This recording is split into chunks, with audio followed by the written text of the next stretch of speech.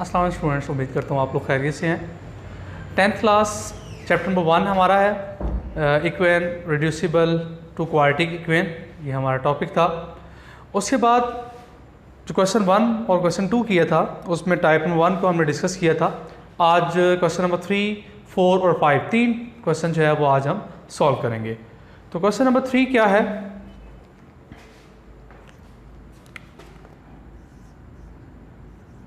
Question number 3 में 5x की power 1/2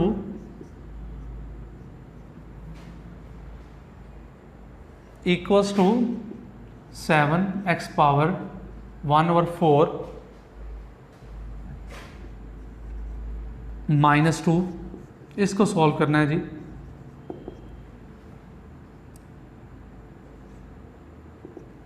अच्छा, एक बात आप ये याद रखें कि जो x की पावर छोटी होती है आप उसी को y के इक्वल ऐड करते हो। जिस तरह से प्रीवियसली x की पावर 4 था और x स्क्वायर था, तो उसमें हमने x स्क्वायर को y के इक्वल ऐड किया था और x पावर 4 की जगह हमने y स्क्वायर पुट किया था। मतलब कि जो स्मॉलर टर्म थी, छोटी टर्म थी, उसको हमने y के इक्वल पुट किया था। यहाँ भी हम यही करेंगे। एक है टर्म x की पावर 1/2 और एक है x की पावर 1/4। अब इनमें से स्मॉलर टर्म कौन सी है? इनमें से स्मॉलर टर्म ये वाली है। वो किस तरह से कि आप जानते हैं कि 1/2 का मतलब क्या होता है 0.5 और 1/4 का मतलब क्या होता है 0.25। तो जाहिर सी बात है ये बड़ा होगा। और एक बात आप ये भी याद रख लें कि जब दो टर्म सेम लिखी हों, ऊपर 3 लिखा हुआ है, इधर भी 3 लिखा हुआ है, और नीचे हमें डिसाइड करना है कि कौन सी टर्म छोटी है कौन सी टर्म बड़ी है, तो जिसके नीचे बड़ा नंबर लिखा होता है उसका आंसर हमेशा छोटा आता है, तो वो स्मॉलर टर्म होती है। तो डिनोमिनेटर में जिसका नंबर बड़ा लिखा होता है वो असल में स्मॉलर टर्म होती है। तो इन दोनों में स्मॉलर टर्म कौन सी है? ये वाली है। हम इसको लेट करेंगे y के इक्वल। तो पुट करते हैं जिसको y के इक्वल लेट या पुट कर दें x की पावर 1/4 इक्वल्स टू y। फिर दोनों तरफ हमें क्या करना पड़ेगा? स्क्वायर करना पड़ेगा। तो जब दोनों तरफ स्क्वायर करेंगे तो ये आएगा x की पावर 1/4 इसका square equals to y square. ये x की पावर 1/2 आएगा और ये क्या आएगा y स्क्वायर।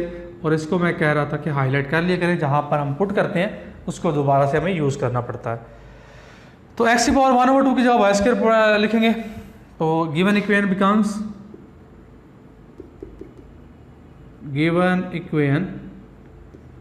बिकम्स जी, ये क्या बन जाएगी? ये आएगा 5 और x की पावर 1/2 की जगह क्या पुट करेंगे? y का स्क्वायर और इक्वल टू 7 और x की पावर 1/4 की जगह हम पुट करेंगे y और माइनस का 2। ये आ गया जी। तो ये इक्वेशन क्या आ गई? अगर हम सारी टर्म्स को एक ही जगह पर इकट्ठा कर लेते हैं तो ये आएगा 5y स्क्वायर। ये 7y यहाँ प्लस का है तो 7y माइनस का हो जाएगा। ये -2 है तो +2 हो जाएगा और इक्वल टू आएगा 0 के। अब ये क्वाड्रेटिक इक्वेशन है। इस क्वाड्रेटिक इक्वेशन को हम क्या कर सकते हैं? हम इसको फैक्टराइज कर सकते हैं। तो इसको फैक्टराइज कर लेते हैं। तो फैक्टराइज करेंगे तो क्या आएगा? फैक्टराइज करेंगे तो ये आएगा 5y स्क्वायर। मिडिल टर्म को किस तरह से ब्रेक करना है कि ऐसे दो नंबर से ब्रेक करें कि प्लस या माइनस करें तो -7 आए, लेकिन उन दो नंबर्स को मल्टीप्लाई करें तो क्या आए? 5 और 2 को मल्टीप्लाई करने से क्या आता है? 10, तो 10 आए। तो क्या होगा? -5y -2y +2 = 0। तो वो पेयर हमें कौन सा मिला? -5 और -2। -5 और -2 क्या होगा? -7 होगा। लेकिन इन दोनों को जब मल्टीप्लाई किया जाएगा तो क्या आएगा? 10 आएगा। उसके बाद ये आएगा, ये फर्स्ट 2 टर्म्स, इनमें से क्या चीज़ कॉमन आ रही है? इसमें से 5y कॉमन आ रहा है तो 5y हम कॉमन ले लेते हैं। तो 5y तो कॉमन आ चुका है, एक y इसका रह गया और फिर माइनस क्या होगा? 1 होगा और -2 इसमें से कॉमन लेंगे तो क्या आएगा? y प्लस का हो जाएगा और यहाँ पर क्या आएगा -1 आएगा और इक्वल टू 0 आ जाएगा। तो इसका मतलब ये फैक्टर्स क्या बन जाएंगे, ये बनेंगे 5y -2 और y -1 इक्वल टू 0। तो इसका मतलब 5y -2 equal to 0, y -1 equal to 0। तो 5y इक्वल्स टू 2 और y इक्वल्स टू 1। तो y की वैल्यू निकालनी है तो वो क्या आएगा 2/5, y इक्वल्स टू 1। लेकिन हमें y के आंसर नहीं चाहिए, हमें किसके आंसर चाहिए, हमें x के आंसर चाहिए। तो मैंने कहा था जब y के आंसर आ जाएं तो फिर आपने क्या करना होता है, आपने y जो पुट किया होता है आपने उसकी जगह पे वो लिखना होता है। तो क्या लिखा हुआ है, x की पावर 1/4, ये इक्वल आएगा 2/5 के, और x की पावर 1/4 ये इक्वल आएगा 1 के। हमें x की वैल्यू चाहिए, x की वैल्यू चाहिए तो 1/4 यहाँ से ख़त्म करना पड़ेगा। हमें पता है कि 1/4 हम कैसे ख़त्म कर सकते हैं, जब यहाँ पर पावर 4 आ जाए, यहाँ पावर 4 आएगी, यहाँ पावर 4 आएगी तो ये ख़त्म हो जाएगा। तो ये आएगा x की पावर 1/4, इसकी पावर 4, 2/5, इसकी पावर 4, x की पावर 1/4 और 1 की पावर 4। 1 की पावर 4 तो 1 ही होता है, तो ये x इक्वल्स टू 1 आएगा। और यहाँ से x की वैल्यू क्या आ जाएगी 2/4। वैसे 2/4 जो है वो 16 होता है और 5 पावर जो 4 होता है वो 625 होता है। तो आप ये भी लिख सकते हैं या इस तरह लिखा रहने दें, यहाँ भी ये भी आपका आंसर ठीक है। तो इसका मतलब ये हुआ कि सॉल्यूशन सेट आपके पास आ गया, एक आंसर आया है आपके पास 1 और एक आंसर आया है 2/5 इसकी पावर 4। तो ये इसका सॉल्यूशन सेट है। Next one is question number 4, वो भी किसी तरह से क्वेश्चन नंबर 3 से ही मिलता जुलता है। तो क्वेश्चन नंबर 4 हम लिखते हैं जी,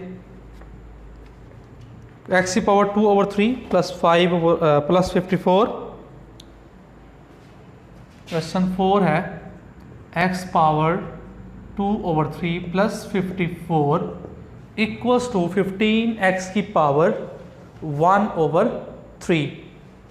नहीं जी, 15x की पावर 1/3, ये आ गया जी। बहुत आसान क्वेश्चन ये भी। हम उसी तरह से जो स्मॉलर पावर है उसको हम किसके इक्वल पुट करेंगे, y के इक्वल पुट करेंगे। तो वो क्या है, x की पावर 1/3, x की पावर 1/3 किसके इक्वल, y के इक्वल, इसको हम नंबर 1 कहेंगे।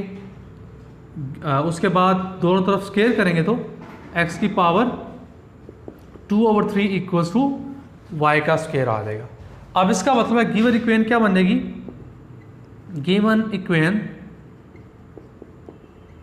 बिकम्स g, ये क्या बन जाएगी, x की पावर 2/3 की जगह क्या पुट करेंगे, y का square plus 54 equals to 15, x की पावर 1/3 की जगह y, तो ये आ। तो इसका मतलब है अब हम टर्म्स को एक जगह पे इकट्ठा कर लेते हैं। y का स्क्वायर ये प्लस का है, इधर आके माइनस का हो जाएगा और प्लस 54 आएगा और इक्वल टू 0। तो इसका मतलब ये हुआ कि हम मिडिल टर्म को ब्रेक कर सकते हैं यहाँ पर। तो कौन से दो पेयर्स हमारे पास आएंगे, -9y और -6y और प्लस 54। जब इनको माइनस करेंगे -15 ही बनेगा और जब इनको मल्टीप्लाई करेंगे 54 ही बनेगा। इन दोनों में से क्या चीज़ कॉमन आएगी, y कॉमन आएगा, तो y -9 रहेगा और इन दोनों में से -6 कॉमन आएगा तो y -9 और इक्वल टू 0। तो इसका मतलब है कि जो हमारे पास पेयर आए हैं वो कौन से आ गए हैं, वो पेयर आए हैं y -6 और y -9 और इक्वल टू 0। इसका मतलब y -6 equal to 0, y minus 9 equal to 0, y equal to 6 आ गया और y इक्वल्स टू 9 आ गया। अब हमें आंसर किस में लेके आने हैं? अपने आंसर हमें x में ही लेके आने हैं। तो जहाँ पर पुट किया हुआ था हम उसी से दोबारा इसको पुट करेंगे। तो इसका मतलब है x की पावर 1/3 इक्वल्स टू 6 और x की पावर 1/3 इक्वल्स टू 9, ये आ गया। अब 1/3 को भी ख़त्म करना पड़ेगा, तो दोनों तरफ क्या करेंगे? क्यूब लेना पड़ेगा और इधर भी क्यूब लेंगे, 9 क्यूब आएगा। तो x equals to 6 cube. 6 cube जो होता है वो 216 होता है, लेकिन आप इसको सॉल्व भी कर सकते हैं या इसी तरह रहने दें। तो सोल्यूशन सेट क्या आ गया? 6 पावर 3 और 9 पावर 3, और ये आपने सॉल्व करके यहाँ पर सोल्यूशन में लिखना है कि 6 पावर 3 क्या होता है और 9 पावर 3 क्या होता है। नेक्स्ट क्वेश्चन नंबर 5, इसकी स्टेटमेंट है 3x power minus 2, 3x power minus 2 plus 5 equals to 8x power minus 1, 8x power minus 1। Very simple, हम इसको लिख सकते हैं 3। देखिए जी, ये पावर ऊपर माइनस की है, अगर इसको मैं नीचे लिख दूं तो प्लस में लिख देंगे, प्लस 5, यही पावर माइनस में है, अगर इसको नीचे लिख देंगे तो ये x आएगा। हम इसको इस तरह से भी लिख सकते हैं 3 1/x सेपरेट करके x² प्लस 5 और 8 और ये 1/x ये सेपरेट करके। अगर इसको इक्वेशन नंबर 1 का नाम दे दूं, आप पुट करेंगे 1/x को y के इक्वल, तो दोनों तरफ जब स्क्वायर करेंगे तो 1/x² इक्वल्स टू y² आ जाएगा। अब जब ये वैल्यूज हम इक्वेशन नंबर 1 में पुट करेंगे तो हमारी इक्वेशन क्या बन जाएगी? 1 बिकम्स जी, 1 में जब ये पुट करेंगे तो क्या बन जाएगी? 3 1/x² की जगह क्या पुट करना है? y², और फिर प्लस 5 इक्वल्स टू 8 और 1/x की जगह y पुट करना है। अब इसको भी हम a की जगह पे इकट्ठा कर लेते हैं, तो 3y² minus 8y plus 5 equal to 0। जी, ये इक्वेशन देखें और दिमाग में ज़रा सोचें कि इसके फैक्टर्स क्या बन सकते हैं। तो अगर आपने सही सोचा है तो फिर ये फैक्टर्स के बनते हैं -5y और -3y। चलें, हम -3y को इधर लिख लेते हैं, -5y को इधर लिख लेते हैं। वैसे फ़र्क तो कोई नहीं पड़ता, आप जिधर मर्जी लिख लें। इन दोनों में से कैसे कॉमन आ रही है? 3y, तो यहाँ से y -1, यहाँ से -5 कॉमन, तो y -1 इक्वल टू 0। 3y -5 और y -1 इक्वल टू 0। तो इसका मतलब है 3y -5 equal to 0, y -1 equal to 0। अगर ऐसा हो, अगर ये फैक्टर होगा तो y का आंसर क्या आएगा? 5/3, और यहाँ से y इक्वल्स टू 1 आएगा। लेकिन हमें तो आंसर y के नहीं चाहिए, हमें किसके आंसर चाहिए? हमें x में आंसर चाहिए। तो x में आंसर चाहिए तो इसको x में कन्वर्ट करेंगे। किस तरह से? जिस तरह से लेट किया हुआ था जी, y किसके इक्वल है? 1/x। तो इसका मतलब ये हुआ कि y की जगह क्या पुट करेंगे? 1/x इक्वल्स टू 5/3, और यहाँ पर 1/x इक्वल्स टू 1। अब x को अगर ऊपर लेके जाएंगे तो इसका मतलब हमने इसको रिवर्स कर दिया, तो इसके बाद 3 ऊपर चला जाएगा, 5 नीचे आ जाएगा, और 1 को जिस तरह मर्जी कर लें, ये उसी तरह रहता है। तो इसका मतलब सोल्यूशन सेट क्या आ गया? सोल्यूशन सेट आया 1 और 3/5। तो ये हमारा सोल्यूशन सेट है। तो ये था हमारा आज का लेक्चर, जिसमें हमने डिस्कस किया क्वेश्चन नंबर 3, 4 और इसके अलावा क्वेश्चन नंबर 5 को। नेक्स्ट लेक्चर में हम यहीं से कंटिन्यू करेंगे क्वेश्चन नंबर 6 के साथ। और आप लोग वीडियो को लाइक करना और शेयर करना ना भूलिएगा। इसके अलावा चैनल को सब्सक्राइब करें। मिलते हैं जी नेक्स्ट लेक्चर में। अल्लाह हाफिज़।